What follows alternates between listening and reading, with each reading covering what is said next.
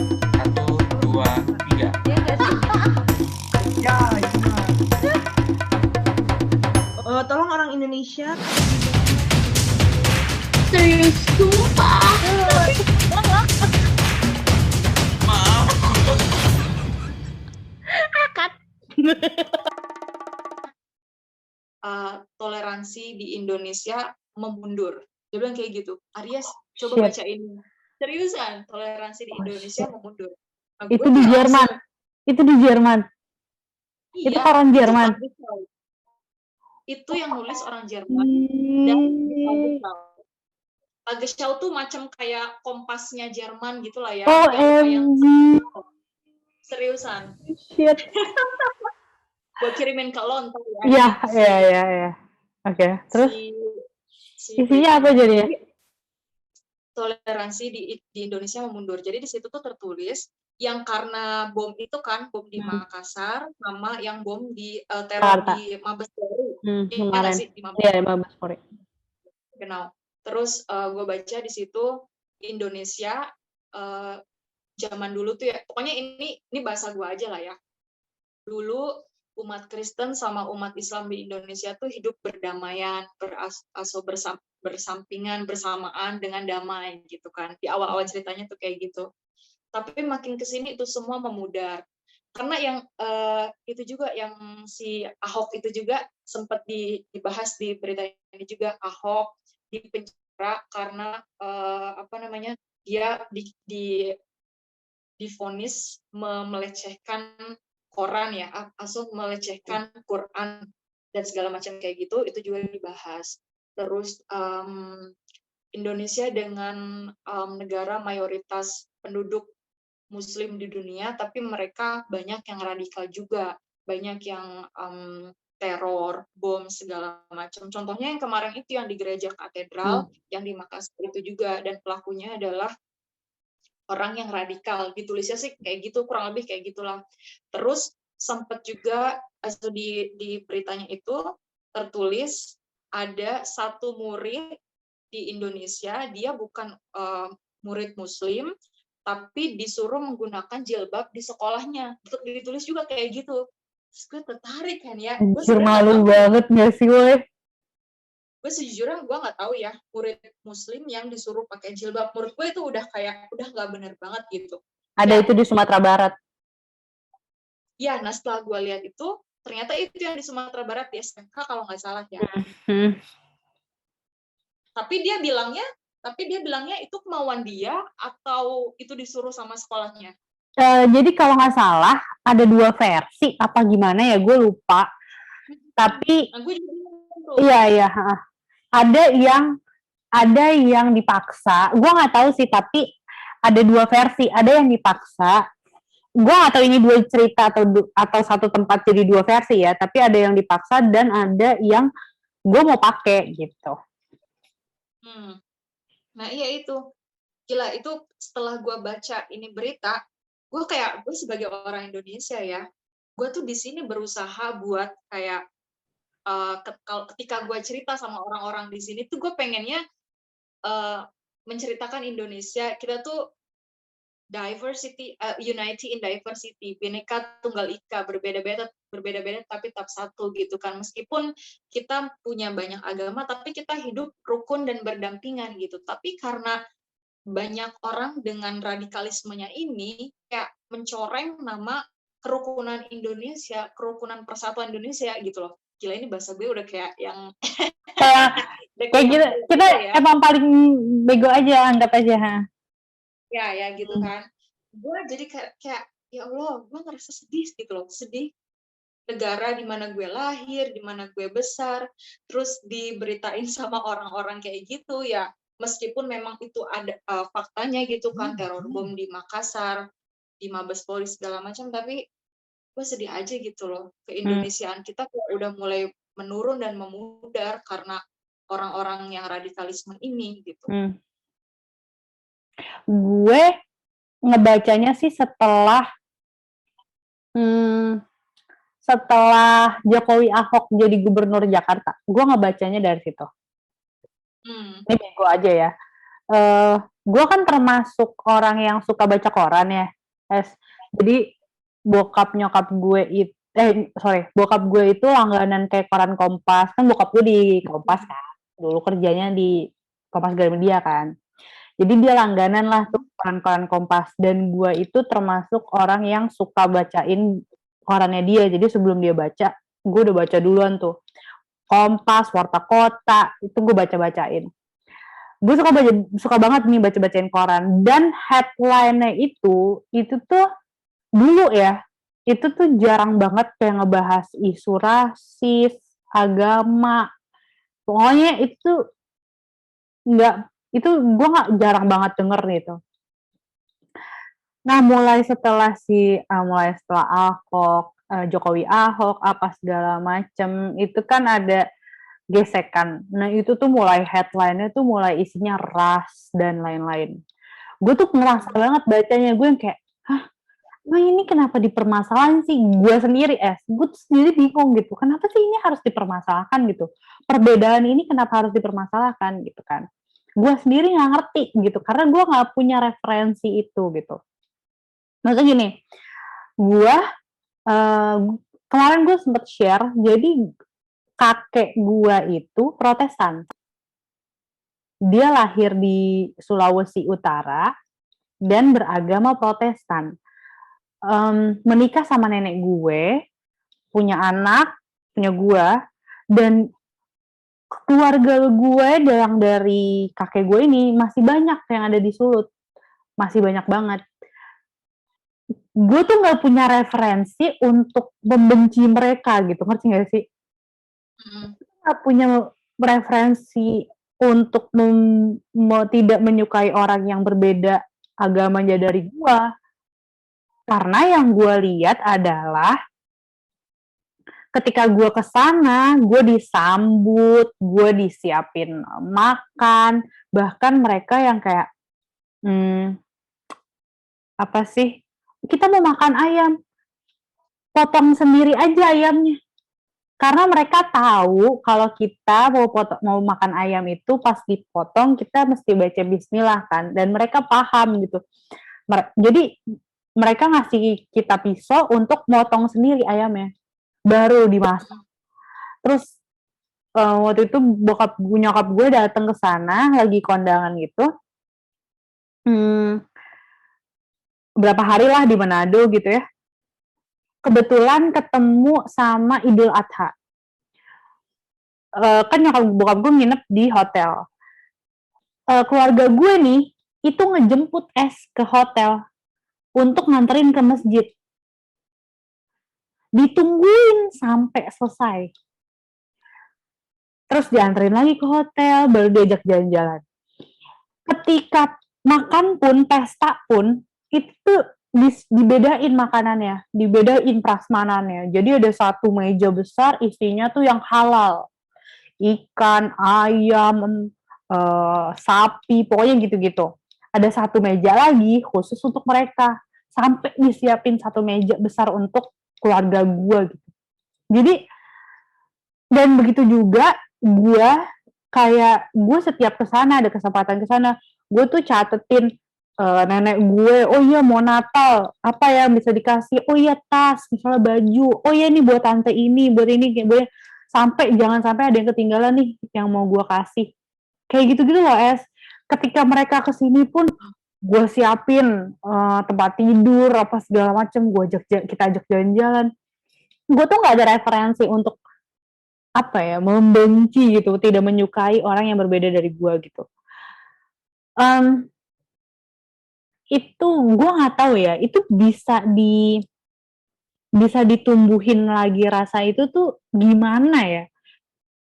Lu pernah denger nggak sih kayak ada anak kecil yang yang teriak-teriak bunuh Ahok? Lu pernah denger nggak sih, denger beritanya nggak sih?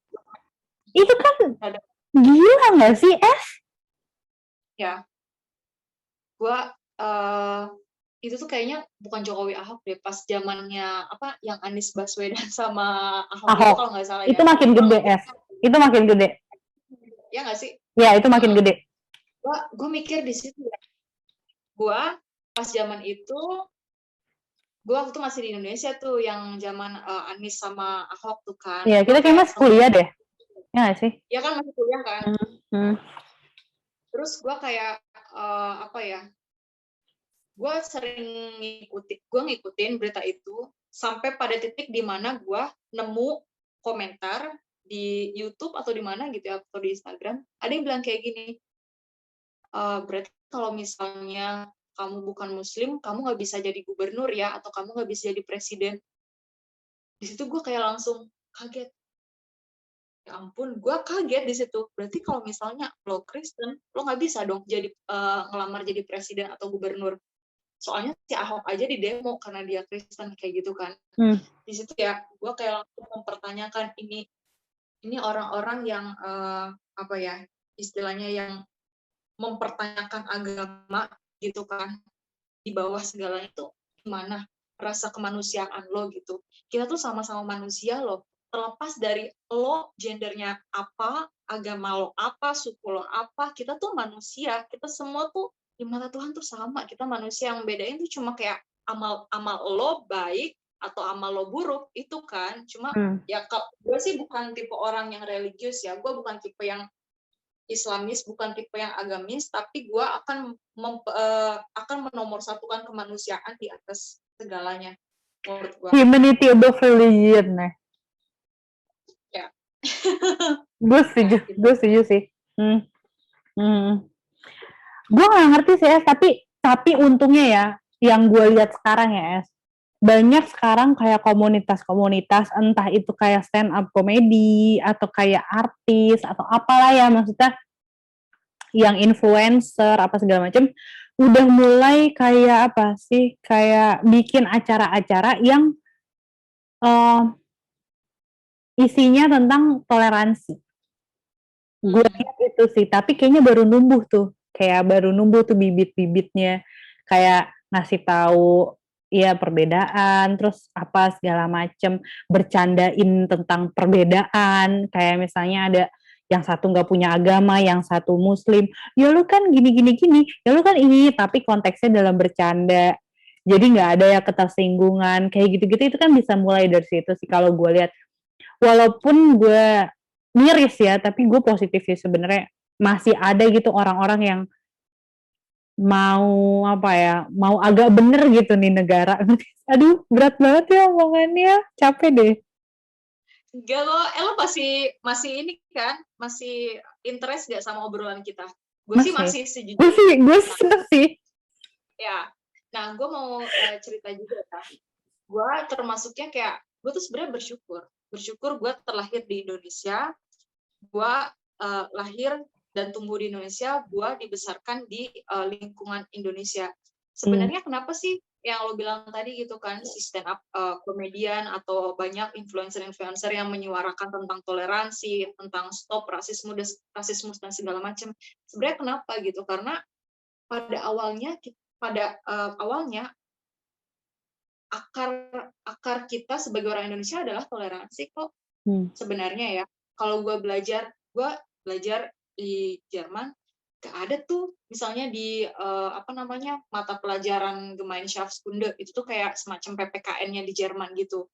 Gue belajar PPKN di sini, mereka nggak ngajarin tuh adanya toleransi apa segala macam. Mereka kayak lebih dididik untuk menghargai individu, kayak kita nggak boleh mengganggu individu lain. Jadi makanya itu yang membentuk orang-orang Jerman lebih individualistis dibanding orang Indonesia gitu. Karena di Indonesia ketika kita SD, SMP, mata pelajaran PPKN atau IPS kita itu, kita diajarinya untuk saling toleransi antar umat beragama, ya nggak sih? Dan menurut gue itu yang ngebikin kita Indonesia itu sebenarnya kuat karena toleransinya itu.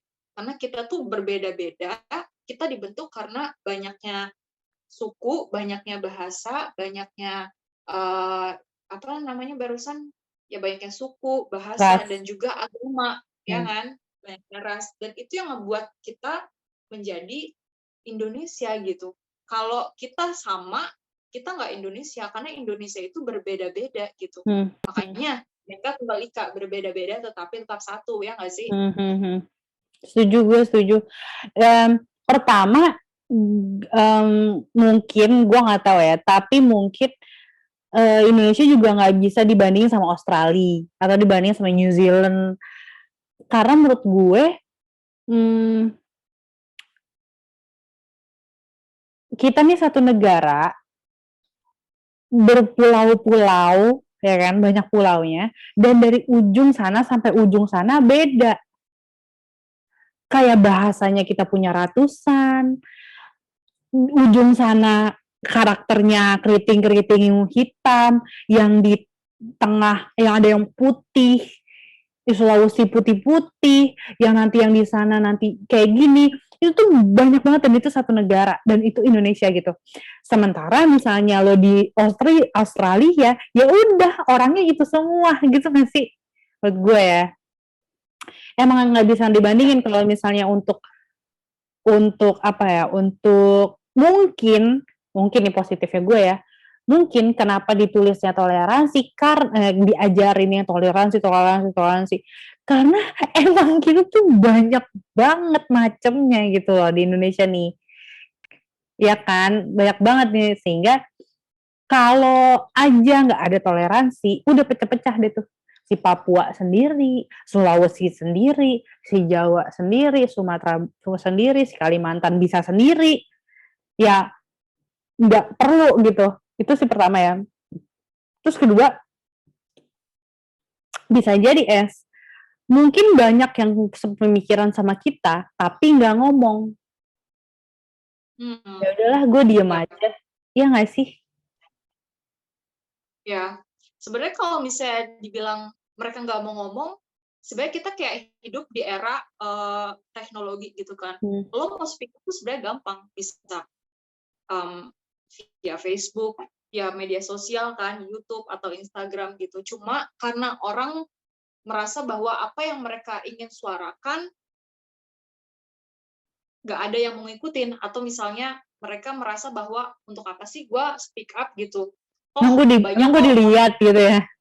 Ya emang gue dilihat gitu kan, banyak kok influencer yang terkenal lain yang banyak followersnya, mereka udah speak up apa segala macam, gue sih ikut nyimak aja gitu. Sebenarnya itu menurut gue pemikiran yang salah juga gitu. Itu terlepas dari misalnya lo mau banyak pengikutnya atau enggak, kalau untuk memberikan awareness gitu kan, memberikan kesadaran tentang toleransi, tentang stop rasisme gitu kan, lo terusin aja speak up gitu. Terlepas dari mana, misalnya terlepas dari siapapun yang mau lihat lo, atau walaupun gak ada yang mau lihat lo, tapi tetap aja lo misalnya memang ingin memberikan kesadaran atau awareness sama orang-orang, tetap aja menurut gue ya, lo maju aja gitu. Dan sebenarnya menurut gue ya, objektifnya apa sih namanya objektif itu, kayak titik poinnya untuk apa kita memberikan awareness kayak gitu adalah supaya orang-orang yang radikal kayak gini nih, yang maksudnya kayak mereka nggak menerima misalnya agama lain atau mau menjadikan Indonesia agama Muslim, ya sebenarnya tujuannya adalah memberikan awareness ke orang-orang yang seperti ini gitu. Dan menurut gue itu nggak ada salah-salahnya. Dan salah satu kemenangan teroris itu kan ketakutan kita gitu. Semakin kita takut, ya nggak sih? Semakin kita takut, semakin kita terpecah belah. Apa? Salah satu kemenangannya si teroris yang kemarin-kemarin nih dari Makassar, Jakarta. Salah satu kemenangannya adalah kalau kita takut dan kalau kita kepecah belah, itu salah satu kemenangannya kan. Ya udah, jangan mau kalah, itu aja kan menurut gue sih, ya nggak sih? Ya udah, jangan takut, gitu kan. Tapi memang nggak ada habisnya sih ngomongin orang-orang yang udah radikal kayak gini ya. Kayaknya mereka memang sudah di brainwashing, kayak udah dicuci otak gitu ya, untuk kayak, mohon maaf ya, gue bukannya gimana ya, tapi karena gue memang bukan seseorang yang agamis juga, tapi gue melihatnya orang-orang kayak gini tuh udah radikal banget, dan entah kemana lah otaknya mungkin. udah nggak ada hati nurani juga gitu. Lu lihat videonya yang Jakarta nggak sih, yang di Jakarta? Yang di mana? Mabes Polri. Mabes Polri, Gue lihat. Itu di mana-mana tuh orang-orang pada nyebarin story. Itu usut ternyata si pistolnya itu airsoft gun yang kalau lu tembak paling lu berdarah, nggak nembus gitu loh. Jadi lu kebayang nggak sih orang macam apa yang bisa brainwash nih cewek sampai bisa ngelakuin hal bodoh gitu. Kan itu misalnya gini ya. Ini gue ngutip omongan si Deddy Corbuzier juga ya, dia bilang lagi kalau dia tahu itu adalah pistol bohongan, berarti kan dia udah siap mati gitu. Iya. Gue pertama kali lihat berita itu gue langsung bingung loh. Dia datang ke situ sih dia udah siap mati. Iya nggak sih? Ya. Iyalah, orang dia masuk ke sarangnya polisi di mana-mana pakai senjata, ya gimana kagak? Dia mati nggak sih pas ditembak itu atau masih bisa diselamatin? Mati udah, mati di tempat udah. Tembaknya di mana sih dia? Di Mabesnya juga. Enggak, maksudnya di bagian di jantung. Di dada. Oh, langsung di jantungnya. Dia langsung mati. Ya orang dia nggak tahu dia punya, emang dia pernah belajar skill nembak atau apa? Jadi dia punya kartu Perbakin, Persatuan Penembak Indonesia, ya nggak tahu apalah itu segala macam. Dan itu masa berlakunya cuma 1 tahun. Masa berlaku cuma 1 tahun, itu masa berlakunya sampai tahun 2022 Februari 2022. Jadi dia baru dapat Februari 2021. Otomatis kan berarti dia sebenarnya sudah ada planning atau sudah di planning untuk jadi pengantinnya mereka kan istilahnya.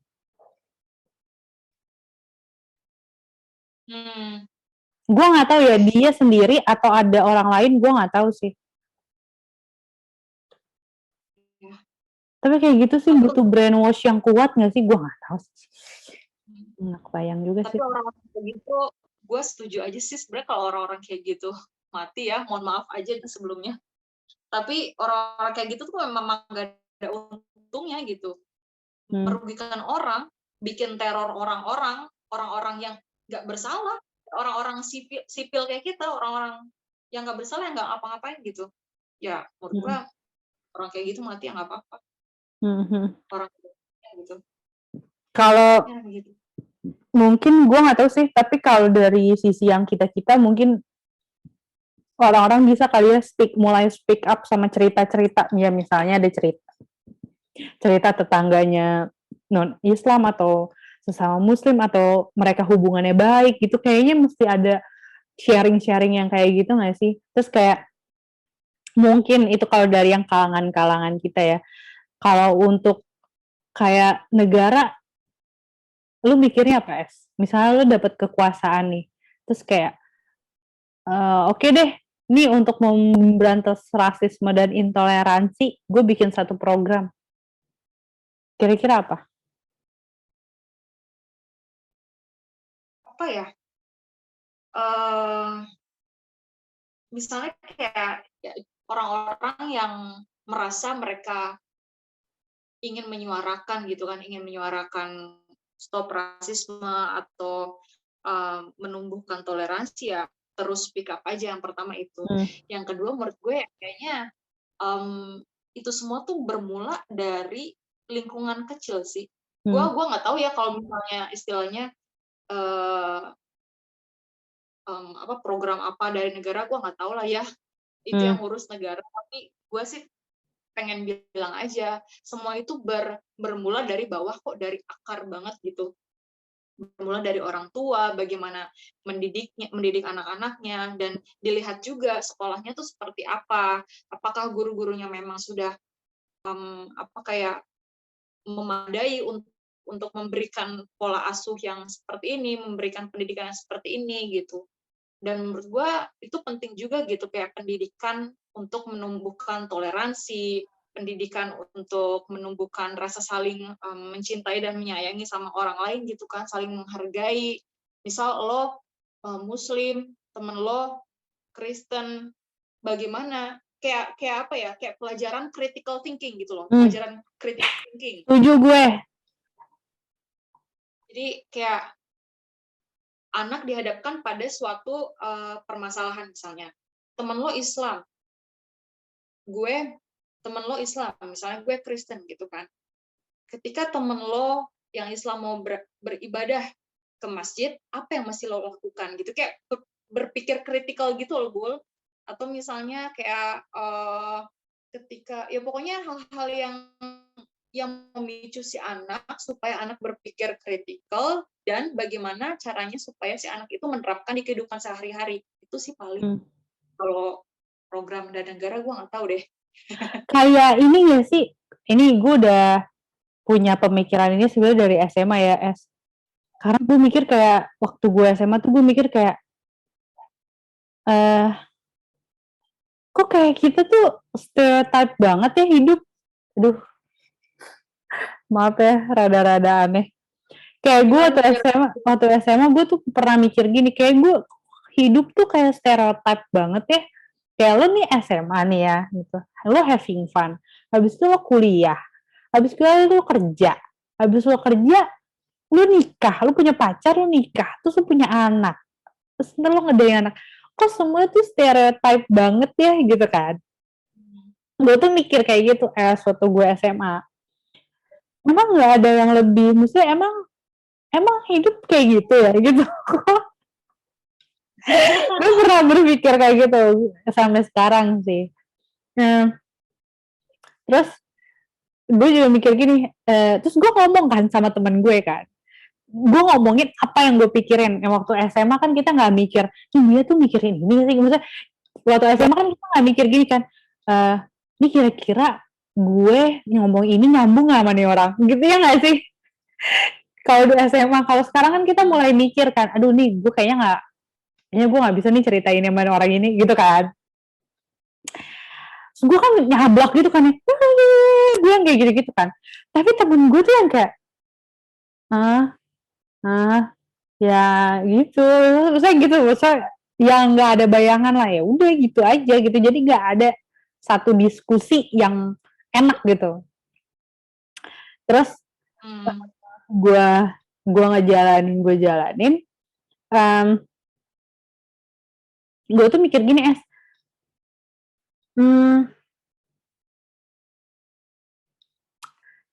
aduh gimana ya ngomong? Gimana ya ngomong ya? Kenapa? Kayak, aduh gue gak enak sebenarnya ngomongnya. Tapi gue mikir gini, kok kayak teman-teman gue tuh kayak gue dan teman-teman gue tuh kok kayak nggak ada jati dirinya ya? Kok kayak nggak ada karakternya ya? Gitu. Terus gue ngobrolin kayak gini tuh kan sama bokap gue doang ya. Terus gue mikir gini, kayaknya ya umur-umuran aku itu kayak kurang banget ya, kurang berkarakter. Goblok gak sih? Gue kayak sok banget gitu, kayak gue ngerasa bangsa ini anjing, bangsa ini tai, kayak anak gue sebenarnya gak enak sih ngomongnya, tapi kayak bangsa ini tuh kayak kurang karakter gitu menurut gue, kayak kurang pendidikan karakter gitu menurut gue ya. Ini orang bego lah yang ngomong, kurang pendidikan karakter. Jadi gue tuh waktu SMA gue tuh selalu menantang diri gue untuk melakukan sesuatu yang kira-kira itu bisa ngebentuk karakter gue gitu. Gue nih seperti apa sih gitu, sampai sekarang gue masih nyari sih. Tapi karena vibes gue sekitar gue enggak begitu ya, jadi gue lumayan struggle ya sama diri gue ya, karena kayak gue punya pemikiran-pemikiran aneh, tapi kurang referensi gitulah istilahnya. Jadi gue sampai mikir gini, kenapa sih kita nggak punya pendidikan karakter? Kenapa sih kita nggak punya pendidikan militer? Wajib militer. Gue mikir dari SMA itu, kenapa kita nggak punya wajib militer? Gue setuju loh dengan wajib militer. Karena dari wajib militer itu bisa ngebentuk si karakter orang yang meminimalisir pikiran-pikiran radikal menurut gue. Karena otomatis dengan wajib militer itu kan lo jadi bela bangsa, jadi cinta bangsa, jadi ya lo jadi belajar hidup, belajar ya lo yang lo bilang critical thinking kayak gitu-gitu loh Es. Yang kedua sama kurangnya literasi, ya nggak sih? Ya, Kurang baca. termasuk gue juga sih sebenarnya. Gue juga Tapi sih, gue memang masih kurang. Tapi gue jujur ya, gue tuh dari tahun ke tahun selalu punya resolusi gue pengen banyak baca dan gue pengen supaya gue lebih sehat. Dalam artian gue harus sport gitu kan, gue harus sport makan. Gue Benar. pengennya sport baca, udah itu doang. Yang lain mah enggak gitu. Karena apa? Kalau menurut gue ketika orang yang otaknya sehat dan otaknya sehat dan badannya sehat, itu akan membentuk karakter yang sehat juga gitu. Gue selalu berpikiran seperti itu. Jadi tapi ya itu tadi, kadang ada rasa di mana males buat baca buku, tapi gue kayak alhamdulillah tahun ini lebih baik sih dari tahun kemarin. Kayak gue udah mulai buka sedikit buku meskipun sedikit-sedikit gitu dibanding tahun kemarin gitu kan. Dan itu emang harus ditumbuhkan dari kecil banget. Anak-anak di sini juga dari kecil sebelum tidur harus dibacain buku. Kan gue kan au pair kan, jadi tinggal sama keluarga Jerman. Anak-anak kecil juga mereka dibiasain buat baca buku. Nggak boleh nonton TV itu cuma seminggu sekali. Wow. Dan menurut gue seminggu sekali ya. Dan menurut gue oke lah buat anak kecil gitu. Tapi kalau misalnya anak yang udah mulai dewasa nih, mulai umur 9 tahunan ke atas, ya nggak apa-apa lah nonton TV 2 kali dalam seminggu gitu. Tapi anak-anak sini memang kayak udah dibiasain gitu loh, nggak nonton TV atau jarang nonton TV. Jadi kayak dibacain buku-buku. Tapi ya beda orang tua, beda pola asuh juga kan. Ya gue harap sih terutama untuk diri gue sendiri ya, supaya gue meliterasikan diri gue lebih banyak lagi, kayak lebih menggunakan waktu yang lebih bermanfaat sih kalau gue itu. Sama ini nggak sih Es, kalau itu kan dari udah dewasanya ya, yang gue pikir mesti wamil. Yang kedua menurut gue, yang salah satu penting juga adalah pendidikan orang tua. Gue itu berpengaruh juga. Menurut gue sih, kayak lo mau jadi orang tua itu mesti ada, menurut gue sih mesti ada sertifikatnya coy. Lu mesti ikut pendidikan jadi orang tua gitu. Gue nggak tahu ya di sini ada apa enggak, atau di mana ada atau enggak, tapi gue pernah dengar di Malaysia itu lu kalau mau nikah lu tuh harus ikut sekolah pranikah sampai lu dapet surat izin menikah, sehingga lu tuh tahu ketika menikah, ketika punya anak, lu tuh akan apa aja yang lu punya tanggung jawab, apa aja, lu akan mendidik anak lu seperti apa. Itu menurut gue penting loh, bagaimana cara mendidik anak. Itu kan emang itu nggak ada sekolahnya. Ya udah, sekarang kan udah ada banyak pengalaman nih, harusnya kan bisa dong diajarin ke orang selanjutnya gitu loh. Kayak lu sebelum nikah lu mesti ada sekolahnya gitu sih menurut gua sih. Nggak tahu deh. Tapi setahu gue orang-orang yang mau nikah ini ya, calon pasangan suami istri yang mau nikah ini di KUA mereka kayak bakal dibekalin kayak pengetahuan. Bullshit, nggak semua. Ya itu benar gak sih? Bullshit. Karena kan gue di KUA nggak tahu nih. Ya kan lo kan punya kakak nih, udah punya pengalaman, mungkin bisa diceritain gimana, apakah itu benar atau enggak. Nggak ada sih. Karena temen gue ngeliat di story gitu kan, jadi kayak mereka sebelum nikah itu kan harus ke KUA, dan di KUA tuh kayak mereka dikasih pembekalan kayak gitu-gitu gimana menghadapi apa namanya dunia rumah tangga, gimana ketika kalian punya anak, meminimalisir perkelahian, perselisihan kayak gitu-gitu. Katanya sih di KUA diberikan pembekalan kayak gitu. Menurut gue itu bagus kalau misalnya memang ada gitu, tapi gue harap sih memang dari individualnya itu sendiri untuk meliterasi dan mengedukasi diri supaya mereka menjadi role model atau menjadi orang tua yang apa istilahnya ya, yang memberikan contoh yang baik untuk anak-anaknya gitu. Gue jauh banget ya, nggak apa sih, gue pernah denger ada beberapa, tapi gue nggak lihat efeknya, dan gue nggak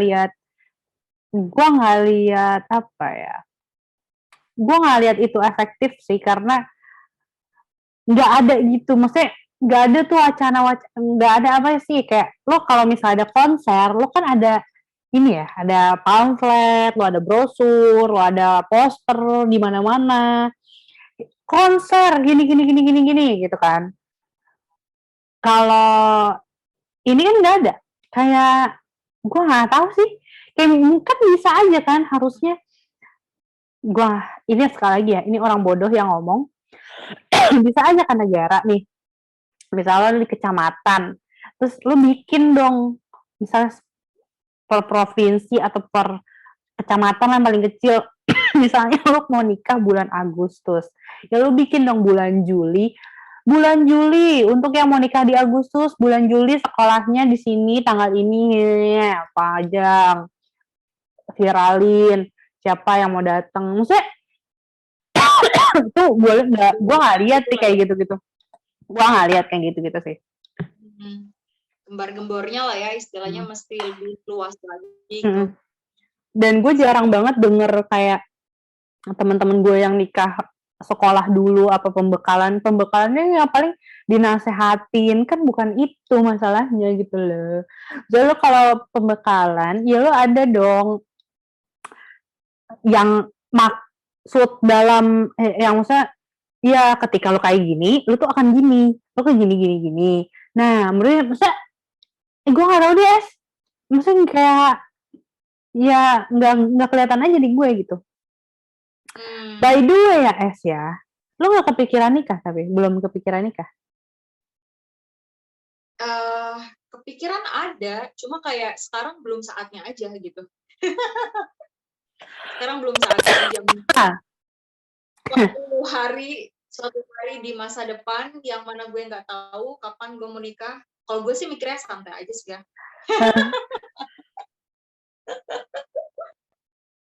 Santai aja, gue kayak untungnya gue tinggal di Jerman, Bul. Jadi gue nggak banyak dapat pertanyaan dari tetangga kanan kiri atau dari orang-orang rumah gitu. Kapan nikah kagak. Untung gue di sini, Bul. Jadi orang sini ya bodo amat lo mau nikah kapan juga beli gitu kan, untungnya. Ada keinginan nikah suatu hari nanti. Mungkin nggak tahu lah kapan, tapi sekarang sih enggak gitu. Lo sendiri gimana? Orang tua lu? Gue belum sih. Gue belum ada kepikiran ke sana. Orang tua lu termasuk yang rakyat nggak, Es? Masuk yang apa? Yang rese gitu, yang nanyain gimana, kapan nikahnya, gitu-gitu nggak? Mak gue sih paling kayak mak kali ya, ibu-ibu kayak gitu kan. Nanya gimana. Jadi pas ulang tahun kan, ulang tahun kemarin Maret, ibu gue bilang kayak gini, Dok, kan ibu gue orang Jawa gitu kan, Dok, selamat ulang tahun, semoga cepet dapet jodoh, kayak gituin. Kayak gitu sih biasa, cuma kayak yang push kapan nikah terus-terusan, kayak tiap hari nanya kapan nikah, enggak sih, orang tua gue nggak yang kayak gitu banget sih ya untungnya. Cuma mak gue aja paling kayak dikit-dikit nyentil gitu loh, Dok, kapan, Dok, gimana, udah ada jodohnya, kayak gitu-gitulah. Emang nggak ada yang nyangkut, Es, orang-orang Jerman? Rahasia lah, ntar lah di di obrolan lain aja lah. Gue gak yakin lo gak ada. Ntar aja lah kapan-kapan di obrolan lain ya. Part 2-nya ya. Aku bilangnya ini udah rekam nih, jadi gue takut nih, gue berhati-hati nih kalau misalnya masalah pribadi gue. Padahal gue paling kulit loh. Janganlah, atau gue kulit balik ke lo nih, boleh nggak? Sebenarnya gue mau nanyain yang angkatan kita, Es. Oke. Mau di sini nih, mau direkam seriusan. Cut aja apa? Nggak, lu cerita aja, ntar kalau lo mesti ada yang mau lo cut, gue cut. Enggak, Ketang. Gue mah pengen ini aja sih. Kalau nanyain yang kayak gitu di obrolan yang lain aja. By the way ya, Es, gue mau nanya ini ya. Ini nggak tau deh, lo mau cut apa enggak. Tapi lo untuk menentukan pasangan, lo tipe yang kayak gimana? Lo tipe yang kayaknya gue, kalau gue udah kayak gini-gini, gue akan memilih yang seperti ini. Gitu. Gue sebenarnya nggak muluk-muluk sih ya. Misal kayak ini lo mau dimasukin apa enggak nih yang ini? masukin aja nggak? Oke. Gue sih sebenarnya nggak muluk-muluk. Misalnya orangnya harus yang tingginya kayak gimana. Kalau gue nggak mandang fisik ya sejujurnya. Gue kayak ya udahlah. Selagi yang penting selagi dia mau berkomitmen sama gue dan gue mau berkomitmen sama dia, gue suka sama dia suka sama gue, dan kita memang benar-benar pengen membangun sebuah hubungan, ya udah, gue merasa cocok gitu sama dia, dan ketika kita ngobrolnya nyambung, apa yang gue obrolin ke dia nyambung, dia ngebalesnya nyambung, dan dia pun ngebales yang sama ke gue, ya udah, menurut gue sih cocok aja. Gue nggak yang muluk-muluk pengen yang kayak gini. Lo nyadar nggak sih kayak semakin lo tua ya, bukan tua ya, semakin dewasa lo kayak semakin pengen cari orang yang sepemikiran sama lo aja, gitu doang sih kalau gue. Intinya nggak ada. Kayak Lo sendiri gue nggak tahu ya, Es. Tapi kalau sekarang gue kayaknya mau selesai sama diri gue dulu sih. Gue tahu nih apa yang gue mau untuk pasangan gue gitu ya. Tapi gue sadar diri, gue tuh belum sampai situ gitu. Gitu sih. Tapi karena kita kan manusia ya istilahnya, dalam kehidupan tuh kita pasti ada perubahan. Dan ya bisa, benar. Di setiap saat itu kita pasti belajar terus kok, belajar sesuatu yang baru, entah itu perubahan, entah itu apapun segala macam. Jadi gue selalu bilang ke diri gue kayak apapun itu gue masih punya waktu, gue selalu dan akan punya waktu kok untuk diri gue, entah itu untuk belajar memahami dan menghargai diri sendiri, entah itu untuk belajar memahami perasaan orang lain gitu kan, atau itu untuk belajar untuk kerjaan lo atau untuk sekolah lo, dan itu semua pasti akan selalu ada waktu gitu, selalu ada waktu untuk lo mempelajari itu. Kayak gue mau masuk ke berubah ya, karena 2 tahun lalu gue sempet pacaran sama orang yang toxic, yang tadinya gue mau nikahin. Tapi setelah karena kejadian toxic itu, sekarang gue akhirnya belajar tentang self love. Karena gue sampai harus meditasi gitu-gitu deh. Dan gue lumayan struggle 2 tahun lah untuk berdamai gitu ya. Akhirnya gue mutusin untuk kayaknya ketika gue harus memutuskan punya hubungan sama orang lain, gue harus udah selesai sama diri gue dulu secara mental dan secara finansial. Itu sih kayak penting banget menurut gue akhirnya gitu. Kayak gue udah nggak bisa ngasih tanggung jawab kebahagiaan gue lagi ke orang lain, ke pasangan gue. Itu sangat egois menurut gue gitu. Jadi apapun kondisinya, gue harus udah tahu bagaimana mengatasi diri gue gitu. Hmm. Itu gue harus dapetin itu dulu sih, kalau secara mental ya. Dan gue termasuk orang yang selalu pengen kayak apa ya, cerita atau diskusi tentang self love ini sih ya. Menurut gue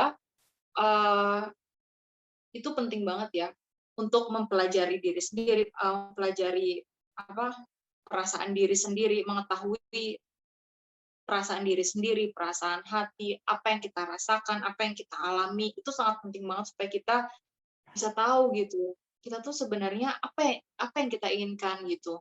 Kadang kayak yang gue rasain ya, gue pengen orang tuh kayak gini ke gue gitu. Tapi gue menginginkan segala sesuatu dari orang, dari diri gue aja, gue belum bisa memahami diri gue gitu. Gue mau memahami orang lain, jadi memang penting untuk memahami diri sendiri, untuk mencintai diri sendiri dulu. Dan mencintai diri sendiri itu menurut gue jauh lebih susah dibanding mencintai orang lain. Karena mencintai orang lain, mereka adalah individu yang berbeda gitu dibanding kita. Sementara ketika kita harus mencintai diri sendiri, itu artinya kita mencintai individu yang sama, mencintai jiwa yang sama, raga yang sama, dan itu menurut gue lebih susah memahami diri sendiri, apa yang kita inginin gitu loh. Ngerti nggak sih, Bul? Iya. Dan ngomong tentang self love, tentang memahami diri sendiri itu kayak it's a tricky question kayak gitulah ya, pertanyaan yang kayak gak bakal ada habisnya sih sebenarnya. Iya, makanya kalau misalnya ditanya gimana caranya untuk self love, nggak ada yang bisa jawab kecuali diri lu sendiri, ya nggak sih? Kayak cuma lo yang tahu bagaimana caranya menyayangi diri lu gitu. Kayak kita punya hal yang berbeda untuk bisa kita sayangin dan kita lakuin, iya nggak sih? Ya. Dan yang ngebuat lu untuk berpikir tentang self love apa? Ada triggernya nggak? I'm worth it. Maksud gue ada triggernya. Iya, of course. Maksud gue ada triggernya nggak ketika misalnya ada kejadian apa yang ngebuat lo, gue kayaknya mesti self love dulu deh gitu. Nggak ada sih kalau gue. Kalau gue lebih ke gue menyadari gitu. Ketika gue misal lagi di posisi down, gue merasa diri gue butuh ketenangan kayak gitu kan. Gue harus mencintai diri gue sendiri dulu gitu sebelum gue memahami apa yang terjadi di lingkungan gue gitu. Dan I'm worth it for everything in my life. Yeah. Jadi apapun risikonya, hati kita, perasaan kita tuh valid. Apa yang kita rasain itu valid. Terlepas dari itu, it's a painful. Itu menyakitkan. Tapi perasaan itu valid. Meskipun orang anggapnya, cuma kayak gitu aja. Enggak kok, itu enggak seseram yang kamu bayangkan. Tapi kalau perasaan kita bilang, enggak deh, kayaknya aku enggak coba. Itu valid. Perasaan kita, your feeling is always valid. Gue pernah baca, itu satu kutipan yang gue suka banget sampai sekarang. Dan gue selalu ingat, your feeling is always valid. Your dream is always valid. Dan gue suka banget. Dan sampai sekarang kayak gue selalu kayak self-affirmation gitu kan, mengafirmasi diri. Kalau gue, apapun yang gue putuskan, pertimbangan apapun yang gue putuskan gitu kan, atau apapun yang sudah gue lakukan, itu pasti ada value-nya, pasti ada nilainya gitu. Ya. Nah, pemikiran-pemikiran ini yang kadang-kadang gue tidak temukan di orang sih, karena gini, dulu gue sempat mikir gini kayak, kalau gue nggak ada di dunia ini, emang kenapa? Gitu, kayak gue mikir gitu, gue nih ngapain di sini gitu, kayak gue ngapain di sini gitu. Kalau gue nggak ada pun kayaknya nggak apa-apa gitu kan. Gue mikir gue pernah berpikir di situ tujuan gue tuh di sini apa, gitu. Purpose gue di sini apa gitu. Tapi kemudian gue akhirnya setelah gue ngobrol sama, jadi gue karena gue punya pertanyaan itu, gue senang ngobrol sama orang karena gue mau tahu purpose orang tuh apa sih dalam hidupnya gitu. Gue selalu pengen tahu, tapi kan unfortunately nggak semua orang kan akhirnya memikirkan tentang itu. Mostly kan kayak ya udah gue kerja, gue dapet duit, gue hidup, gue ngasih makan, gue gini, udah gitu kan. Tapi maksud gue gini, setelah akhirnya gue mempertanyakan itu, akhirnya gue ngobrol sama satu orang yang akhirnya ngebuka gue, Bulan, lo nggak akan ketemu purpose lo apa. Kalau lo ketemu, there is no beyond on us. Ya lo harus tanya terus sama diri lo sehingga lo cari. Kalau misalnya lo udah ketemu dan lo tidak mencari lagi purpose lo tidak melakukan hal baik lagi, ya gak ada beyond on us gitu kan. Itu hal yang paling masuk akal yang pernah gue denger sih gitu. Jadi oh iya juga sih kalau misalnya gue udah tahu gue ngapain di sini setelah ini, gue akan gini setelah ini, gue akan gini, yang nggak usah ada Tuhan, istilahnya gitu kan. Gitu terus akhirnya yang gue pikirin sekarang ya itu yang lo bilang tadi, value. Gue harus punya value sehingga gue jangan sampai, ini gue lagi di tahap kayak gini, jangan sampai gue menurunkan standar value gue untuk membuat orang lain stay sama gue. Kalau lu nggak sampai situ, ya udah, gue nggak mau turun lagi, lu harus ikut naik. Belagu ya. Ya, tapi kadang ada juga sih orang yang apa ya, istilahnya karena ingin terlihat, mereka entah itu terlihat cerdas atau itu entah terlihat masuk ke golongan tertentu atau ke individu tertentu, mereka ingin nilai mereka disama-samain sama si individu tersebut, meskipun sebenarnya lo nggak perlu kayak gitu ya, comparing, jadi jati diri lo aja ya, jadi jati diri lo aja gitu, nggak perlu yang gue sama orang ini mesti kayak gini, gue sama orang ini mesti kayak gini, ngapain gitu, capai di diri lo sendiri. Yang penting lo beradaptasi aja, lo beradaptasi sama lingkungan baru, tapi lo tetap jadi diri lo sendiri, nggak perlu mengubah diri lo, mengubah jati diri lo gitu.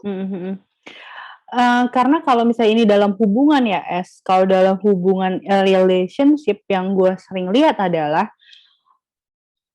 seseorang berdasarkan cinta akhirnya mau sama satu orang yang lain dengan cara menurunkan harganya dia gitu ya, bukan harga ya, menurunkan value-nya dia. Itu tuh happen banyak banget gitu, kayaknya lu worth it deh gitu, kayak lu nggak di situ deh, lu kayaknya lu bisa dapat lebih baik deh, lu nggak di situ men gitu, kayak itu banyak banget. Sekarang menurut gue kayak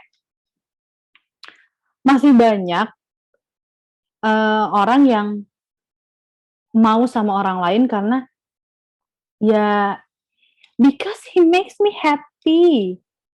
One day he will not make you happy, man, gitu. Ngerti gak sih? Ya, gitu deh. Ya. Ada orang yang begitu juga. Tapi mau gimana ya? Background orang beda-beda. Ya. Yang terpenting sih ya, gue dengan karakter gue, lo dengan karakter lo, gitu kan. Tapi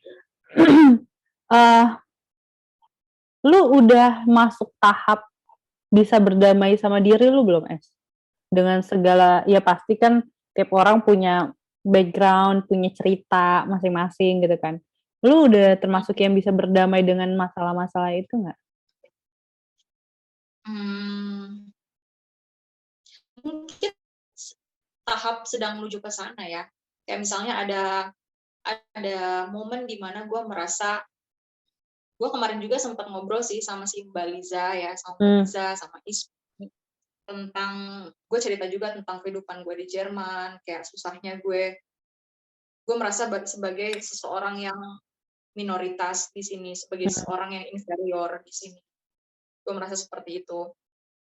Dan jujur itu susah banget untuk memahami perasaan diri sendiri, karena kok gue ngerasa kayak orang-orang kok nggak ada yang mau ngobrol sama gue sih, apa karena mereka mikirnya gue nggak bisa bahasa Jerman dengan baik, atau mereka mikirnya karena gue nggak mau ngomong, atau mereka mikirnya karena gue berasal dari negara lain. Gue nggak ngerti, kadang gue punya pertanyaan-pertanyaan kayak gini yang kadang itu mengganggu perasaan gue dan bikin gue sedih gitu kalau misalnya gue ingat. Lebih baik gue tinggal di Indonesia aja apa ya, biar gue nggak merasa minoritas, biar gue merasa nggak inferior di negara orang gitu. Dan jujur itu gue sebenarnya masih menuju ke arah sana supaya gue bisa memahami apa sih yang benar-benar gue mau gitu. Apakah benar, apakah perasaan gue ini benar gitu. Seperti yang gue bilang tadi, my feeling is always valid. Perasaan gue itu benar-benar valid kok, tapi untuk menuju ke arah damai bersama perasaan gue masih butuh jalan. Gue masih butuh jalan yang panjang ke sana. Kalau gue gitu. Kalau diri lo sendiri gimana? Apa kalau sudah berdamai dengan diri lo, dengan masa lalu lo, dengan keputusan-keputusan hidup yang telah lo ambil selama lo hidup di dunia ini? Gue sih nggak pernah menyesali apa yang gue lakuin ya, Es. Biasanya gini, gue sudah terbiasa untuk, gue nggak tahu ini masuknya ke berdamai atau tidak ya, tapi gue udah biasa gini, ketika gue mau melakukan sesuatu, gue tuh punya plan A, B, C, D, E, F, G. Ya maksudnya ya banyak lah, gue punya plan A, B, C, D. Plan A ini gue akan tulis plus minusnya. Plus minusnya ini, B plus minusnya ini, C plus minusnya ini. Sehingga gue udah tahu resiko ke depannya. Kayak gitu. Tapi kan ya tiap orang ada keceleknya juga ya istilahnya ya. Ada keceleknya juga ya. Yang paling berat menurut gue sih ya yang 2 tahun belakangan ini sih, yang untuk sebelum-sebelumnya itu terjadi ya, selain kejadian ini gue sudah berdamailah dengan hal-hal yang gue lakukan, yang kesalahan-kesalahan gue lakukan. Tapi satu hal ini yang lumayan lama loh untuk berdamai. 2 tahun gue struggle dengan diri gue gitu. Tapi at the end gue akhirnya yang gue sangat pelajarin adalah gimana caranya gue bisa self love adalah dengan cara gue harus jujur sama diri gue sendiri. Karena gue sebenarnya terbiasa dengan gini, kayak gue bisa sedih atau gue tidak mendapatkan sesuatu yang udah gue usahakan segala macam, gue selalu didoktrin dengan enggak, lo nggak boleh sedih, lo nggak boleh patah, lo harus bangkit, lo harus baik-baik aja, lo harus happy, lo harus gini. Sehingga yang gue lakukan selama ini adalah gue kamuflase. Right, that's right. Gue kamuflase dengan apa? Dengan melakukan hal-hal gila, kayak gue ngelawak, gue ketawa-tawa. Padahal dengan gue melakukan itu sebenarnya gue menutupi sesuatu yang bisa jadi dalam kamar gue bisa nangis-nangis kayak gitu-gitulah. Nah itu adalah hal yang paling gue pelajarin banget sih gitu. Nah gue udah mulai bisa berdamai dengan, misalnya gue gini ya Es, gue menghadapi sesuatu, gue akan gini dulu ke diri gue. Oke. Kayak gue ngomong gitu loh sama diri gue, oke, kayaknya gue ngerasa sedih deh. Ini kenapa ya gue sedih ya? Gitu. Oh kayaknya karena gini gitu. Oh oke. Yaudah deh gue sedih dulu sampai ya udah sedih aja dulu gitu. Atau gue takut melakukan sesuatu. Bisa gini deh, gue suka nih sama orang. Ini contoh aja ya, gue suka nih sama orang, gue suka banget sama nih orang. Tiba-tiba nih orang ngirim gue voice note 5 menit, 5,5 menit, ngirim foto, ngirim message. Gue kan menggebu-gebu banget kan. Wah gila, wah, gue menggebu-gebu, gue high banget. Gue kontrol diri gue gak akan buka message itu sampai gue stabil. Sehingga karena ketika gue lagi high banget nih, gue akan punya ekspektasi kan sama message yang dia kirim kan. Kalau tidak sesuai ekspektasi gue akan patah. Jadi gue mikir gitu kalau gue gini, ntar gue gini. Kalau gue gini. Jadi itu message gue diemin sampai gue stabil. Sampai gue tuh udah gitu. Ya udah isinya apa aja gue terima. Sampai gue stabil baru gue buka. Mau itu isinya ada yang tidak menyenangkan atau isinya menyenangkan, gue udah bisa menghadapi itu. Nah, PR gue adalah bagaimana cara meminimalisir waktu untuk membuat gue lebih stabil sama yang ada tiba-tiba depan gue gitu. Dan menurut gue itu penting juga dalam kehidupan bermain premis. Kalau gue lagi gini, maka gue harus gini. Kalau gue lagi nerima chat dari si cowok tersebut, maka gue harus nunggu sampai situasi hati gue stabil gitu kan. Itu penting buat menjalankan premis di kehidupan lo gitu. Satu lagi, sebelum gue mau end ya, karena gue mau mandi, gue mau makan juga. Dan udah mau jam 12. Ya, apa banget. Gue bingung nih ngeditnya. Kayak gue menjadi 2 part. Oke. Seru lah. Teleponan 2 jaman ya? Gila. Emang menarik sih tapi terus. Ya, semoga lo nggak nggak menyesal abis ngobrol sama gue, meskipun gue banyak ngecap lo. Gue seneng banget. Terus gue seneng banget beneran. Akhirnya ada yang seotak gitu. Gue punya satu pertanyaan terakhir sebelum gue pergi ya. Maksudnya sebelum kita inilah. Aduh, kayaknya berat nih. Ya. Lo sekarang lagi baca buku nggak? Gue baru selesai baca, tapi gue mau baca lagi. Nah, pertanyaan gue, sekarang lo lagi baca buku apa? Udah itu doang.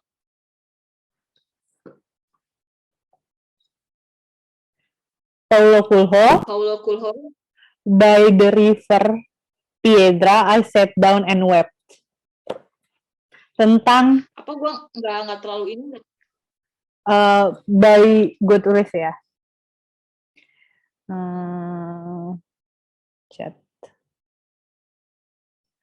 Lo tulis? Nah, gue ngeliatnya di mana? Gue ketik Coelho by the river Piedra, I sat down and wept. Nih, tentang belakangnya ini, to love is to lose control. Oke, udah sayang gue itu doang. Kenapa emang? Pengen tahu, gue juga sekarang lagi baca buku itu klasik sih sebenarnya, lo pasti tahu juga. Bukunya Mark Johnson. Yang mana? The Art of Not Giving a Fuck. Aku udah baca, jadi emang sih itu rada klasik juga ya. Cuma gue berusaha buat baca. Ini gue lagi baca versi bahasa Inggrisnya. Menurut gue itu nggak mudah sih ya baca dalam bahasa Inggrisnya. Itu keren banget. Gue di awal-awalnya gue sebenarnya nggak terlalu setuju sama pendapatnya dia, tapi makin kesini makin menarik sih menurut gue. Tapi kayak gue masih ngelanjutin dulu, masih pengen menyelesaikan sebelum gue berspekulasi lebih Itu tentang bukunya. Itu seru banget dan kayaknya oke deh dibahas deh. One day ya, kalau udah selesai dan kita punya waktu lagi, kayaknya itu oke dibahas. Karena gue udah baca buku keduanya, Everything is Fucked, lu mesti beli. Ya, yang warna biru kan? Ya, gue beli bukunya. Kalau yang orange, gue ada digitalnya. Lu baca apa? Baca buku. Buku ini ya, buku aslinya yang versi Enak asli. sih, enak sih. Gue sih pengen sih. Gue ada digitalnya. Oke, gue juga sempat baca bukunya Obama itu tahun lalu, tapi sampai sekarang belum beres juga. Gila, itu tebel banget. By the way, Wikipedia, biografi ya. By the way, lo mesti baca Alchemist-nya Paulo Coelho deh. Ya, gue tahu itu klasik juga. Itu klasik juga. Sebenarnya baca buku klasik gitu kan yang banyak orang baca maksudnya. Tapi gue mesti nemuin waktu juga sih buat baca. Yeah. Sebenarnya gue jujur kayak capek gitu kan, abis kerja pengennya tiduran nonton, tapi gue harus nyempetin diri juga. Setuju gue sih. Gila, thank you guys. Gila, suka banget. Jangan lupa ya, cut yang tadi udah itu. Kan tadi gue udah bilang yang ini cut sampai sini gitu kan. Oke kan? Nanti gue share ke lo dulu kok. Makasih ya Es, semoga harinya menyenangkan. Jangan sungkan-sungkan juga telepon lagi. Iya, pasti. Suatu hari nanti. Oke. Semoga kita ketemu. Cheers.